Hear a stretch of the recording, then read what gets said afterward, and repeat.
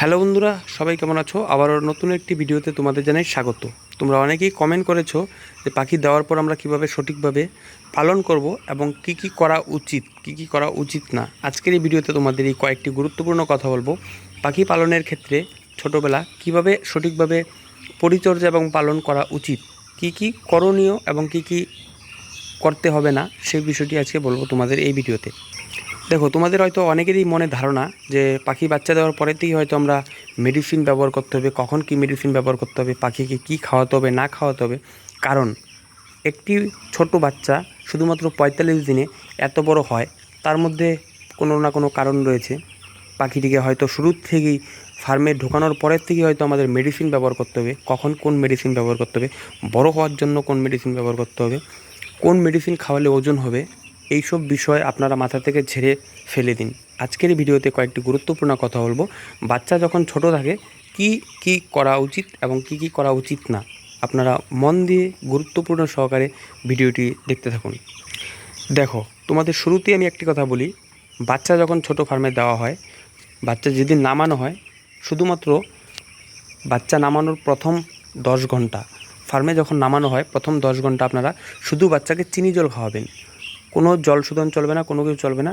জলটা শুধু চিনি বা গুড় মিক্স করে তোমরা চিনি দিতে পারো, চিনি জল দিতে পারো। খাওয়া দেওয়ার দরকার নেই, খাওয়াটা একটু পরে দেওয়াই ভালো, কারণ খাওয়া বাচ্চা নামানোর সঙ্গে সঙ্গে খাওয়া দিতে নেই। আমরা পাখিকে প্রথমে চিনি জল দিয়ে দিলাম, দিয়ে দেওয়ার পর কিন্তু আমাদের পাখিকে কোনো মেডিসিন দেওয়া চলবে না। আমাদের মনে যে ধারণা কোন মেডিসিন কখন ব্যবহার করব, সেটা কিন্তু মেডিসিন দেওয়া চলবে না। মেডিসিনটা শুধুমাত্র পাখির কন্ডিশন বুঝে মেডিসিন দিতে হবে, তাই সবসময় কিন্তু মেডিসিন দেওয়া চলবে না। তো দেখো, মূলত আমাদের বাচ্চাটিকে ঠিক রাখতে গেলে আমাদের কি করতে হবে?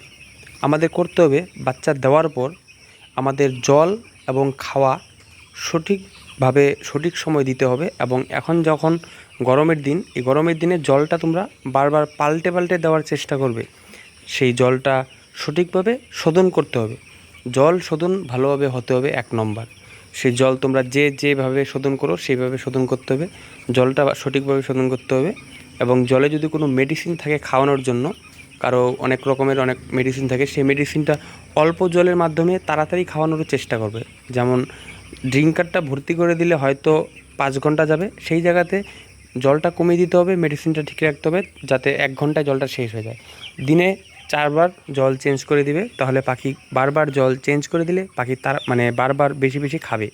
তাহলে আমাদের জল খাওয়াটা ঠিকঠাকভাবে দিতে হবে এবং পাখিকে বারবার নাড়িয়ে দিতে হবে আমাদের। পাখিকে যদি আমরা নাড়িয়ে বারবার না দিই, তাহলে কিন্তু পাখি বসে থাকবে।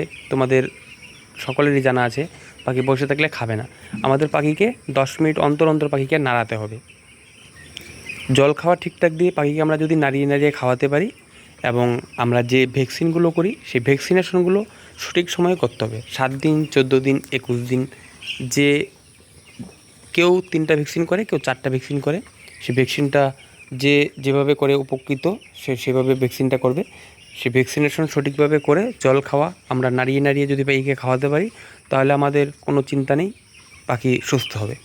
এবং পাখির যখন কন্ডিশন থাকবে 26, 27, 30, এই দিন থেকে পাখি যখন বড় হবে, তখন পাখিকে মেডিসিন ব্যবহার করতে হবে, তখন ভিটামিন ব্যবহার করতে হবে। যদি কোনো প্রবলেম দেখা দেয়, সর্দি, সেই সর্দির জন্য মেডিসিন ব্যবহার করতে হবে, তখন কন্ডিশন বুঝে মেডিসিন ব্যবহার করতে হবে। হাঁকাও কোনো কারণ ছাড়া মেডিসিন ব্যবহার করা যাবে না পাখির ওপর। যে কোনো কন্ডিশন বুঝিয়ে কিন্তু পাখিকে মেডিসিন খাওয়াতে হবে। তো আজকের এই ছিল ভিডিও, বাচ্চা আমরা ছোটোবেলা কীভাবে পালন করব, কি করব না করব। তোমাদের যদি কারোর কোনো কিছু জানার থাকে, আমাদের যে কোনো ভিডিওতে একটি কমেন্ট করলেই তোমাদের সেই কমেন্টের ভিত্তিতে আমরা নতুন ভিডিও দেওয়ার চেষ্টা করব।